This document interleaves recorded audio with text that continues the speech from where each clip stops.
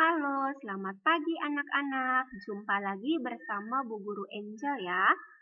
Nah, anak-anak, hari ini kita masih belajar tema 7 perkembangan teknologi. Kita masih belajar subtema 2 tentang perkembangan teknologi produksi sandang. Anak-anak masih ingat kan? Teknologi produksi sandang itu artinya teknologi yang menghasilkan pakaian. Anak-anak masih ingat kan bahan dasar pembuatan pakaian? Iya, bahan dasar pembuatan pakaian itu dari kapas, dari ulat bulu, ulat sutra, lalu dari kulit kayu, batang pohon, dari kulit domba, dan sebagainya. Nah, anak-anak, di pertemuan kali ini kita akan belajar tentang proses pengolahan bahan dasar pakaian. Nah, simak video penjelasan Bu Guru sampai selesai ya. Nah, anak-anak perhatikan gambar ini dulu. Nah, kita akan belajar tentang proses membuat pakaian sekaligus dengan jenis pekerjaannya. Karena apa? Karena itu saling berkaitan. Sehingga kita bisa tahu, oh profesinya ini, kerjaannya seperti ini. Contoh seperti Bu Guru.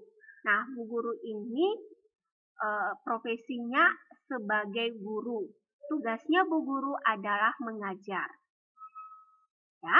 Nah, profesinya anak-anak itu apa? Nah, anak-anak itu profesinya sebagai siswa. Pekerjaannya adalah belajar. Nah, bagaimana dengan profesi dalam proses pembuatan pakaian? Oke, pertama anak-anak perhatikan. Ini contohnya bahan dasarnya adalah kapas. Nah, kira-kira profesinya apa ya? Nah, ini memintal kapas. Nah, kira-kira ini profesinya apa? Dia menenun kain, profesinya apa? Membuat pola baju, menjahit baju, profesinya apa? Oke. Nah, apa saja profesi atau pekerjaan yang terlibat dalam proses pembuatan pakaian? Oke, yang pertama, nah ini bunga kapas.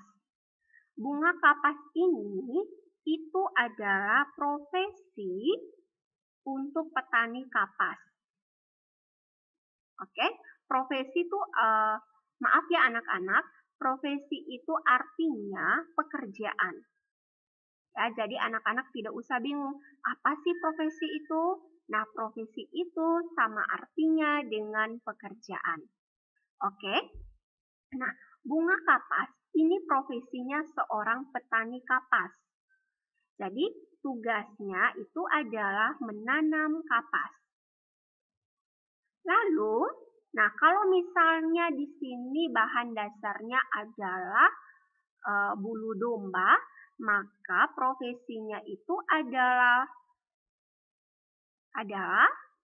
peternak domba. Ya. Oke. Nah, bunga kapas ini itu akan dipintal. Nah, ini profesinya siapa? Iya, ini adalah profesinya pemintal. Tugasnya adalah memintal kapas supaya menjadi benang. Ya, ini profesinya, pekerjaannya adalah pemintal. Tugasnya, pekerjaannya itu adalah memintal kapas. Lalu, nah ini profesi pekerjaannya adalah penenun. Ya, penenun dan tugasnya dia adalah menenun benang supaya menjadi kain. Oke, nah ingat Bu Guru ulangi sekali lagi. Dari bunga kapas ini akan dipintal menjadi benang.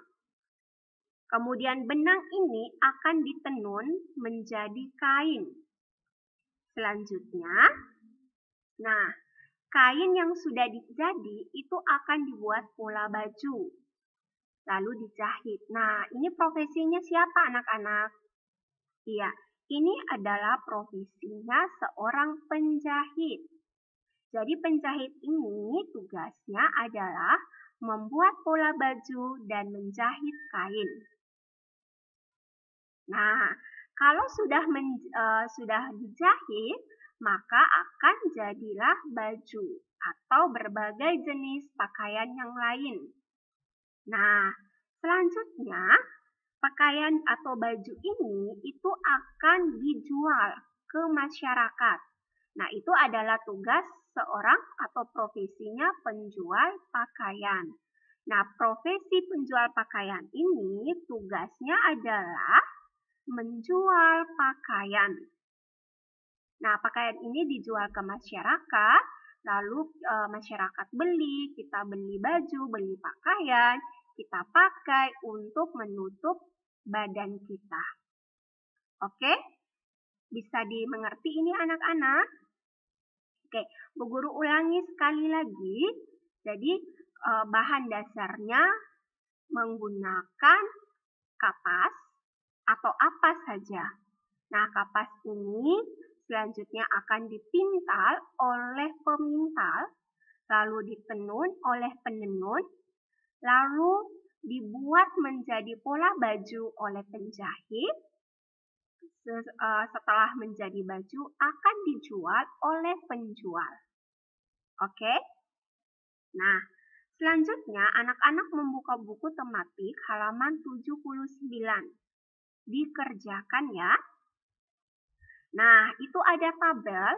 Nah, anak-anak tuliskan keberagaman pekerjaan yang anak-anak lihat dalam proses pembuatan baju yang tadi yang sudah dijelaskan.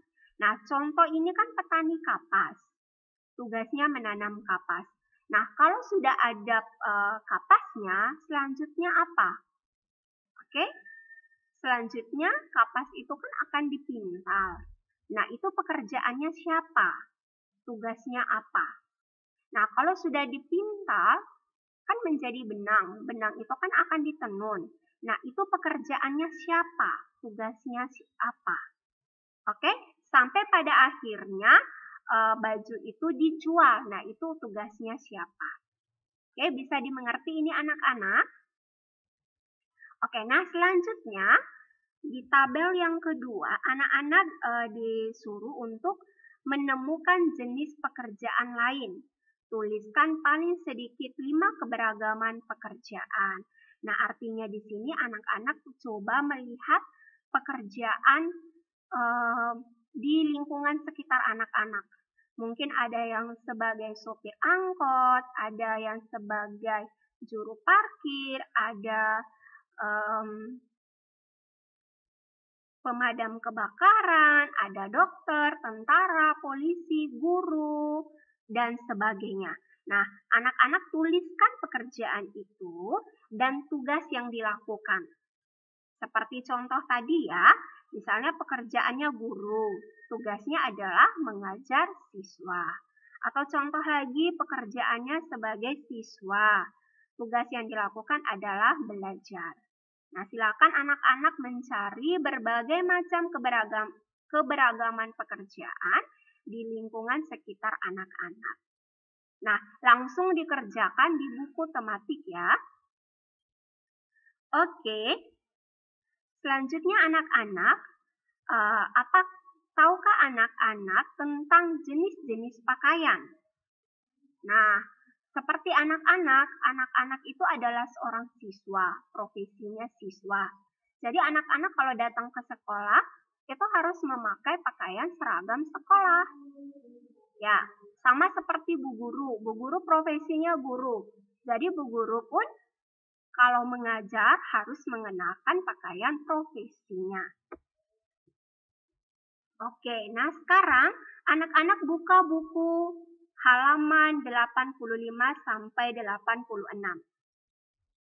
Nah, di situ kita akan membaca teks tentang kain adat Indonesia. Nanti anak-anak baca sendiri di rumah ya. Oke. Nah, anak-anak, setelah anak-anak membaca teks kain adat Indonesia, anak-anak mengisi nama kain dan dari daerah asalnya. Ya. Nah, di situ ada kain songket. Kain songket itu dari Melayu, ada kain batik dan lurik itu dari Jawa, lalu ada kain tenun itu dari Nusa Tenggara. Nah, ini berasal dari daerahnya Bu Guru.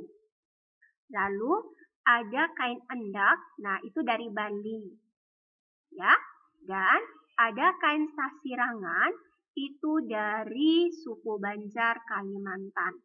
Jadi anak-anak di Indonesia ini memiliki kain adatnya masing-masing dengan nama masing-masing dan dengan motif warnanya masing-masing.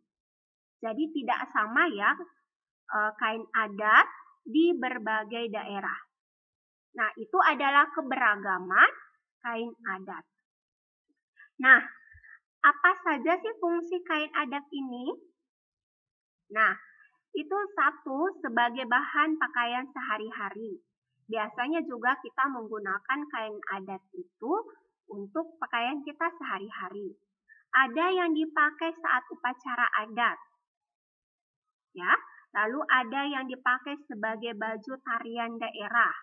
Biasanya kalau menari itu biasanya memakai pakaian adat. Kemudian digunakan dalam upacara adat perkawinan.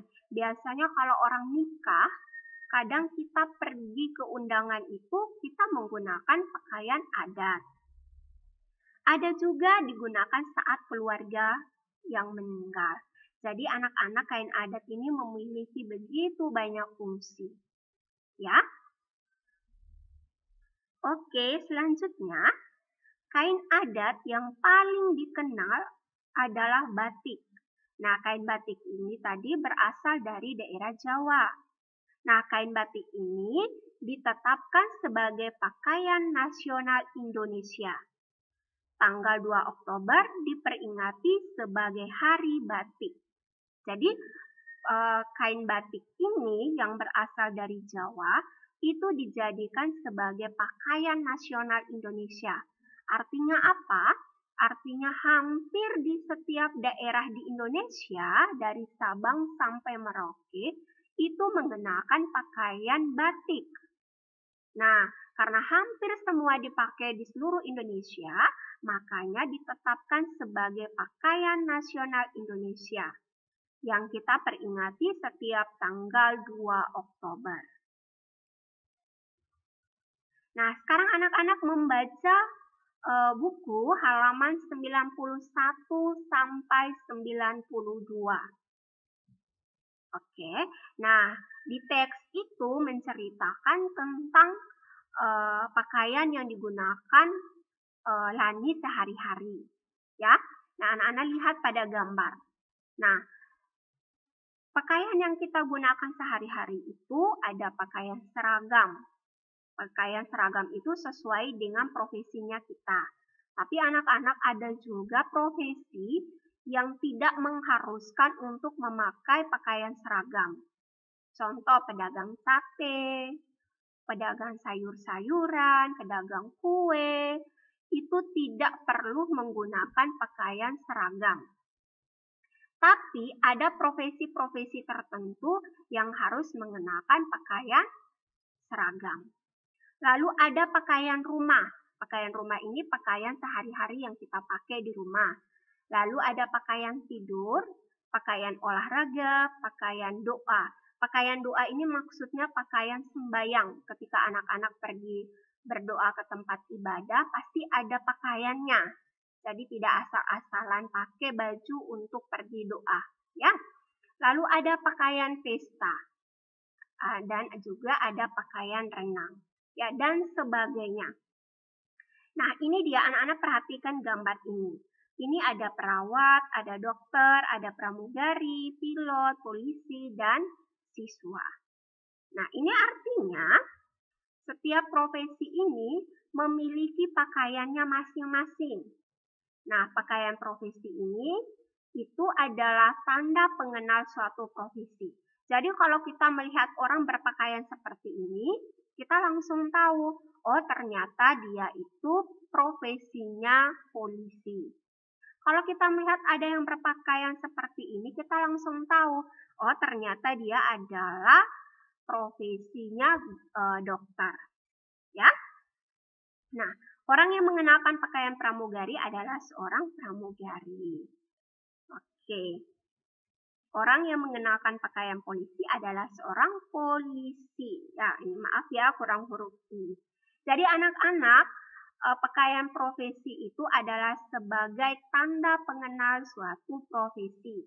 Sehingga kalau kita melihat orang dengan pakaian profesinya, kita bisa tahu, oh dia ini seorang pelajar SMP, dia ini seorang tentara, dia ini seorang polisi, dan sebagainya. Nah, anak-anak bisa paham ini? Oke, Bu Guru berharap anak-anak bisa mengerti tentang proses pembuatan baju. Kemudian, bisa mengerti tentang profesi yang terlibat dalam pembuatan baju. Lalu, bisa mengenal jenis-jenis kain adat dan asal daerah tadi. Lalu bisa mengingat kembali jenis pakaian sesuai profesi. Ya, Bu Guru berharap anak-anak bisa mengerti semua penjelasan Bu Guru tentang ini tadi, sehingga anak-anak bisa mengerjakan tugas atau latihan yang akan Bu Guru berikan selanjutnya. Oke anak-anakku, terima kasih untuk pembelajaran hari ini. Tetap semangat, tetap jaga kesehatan, dan sampai jumpa.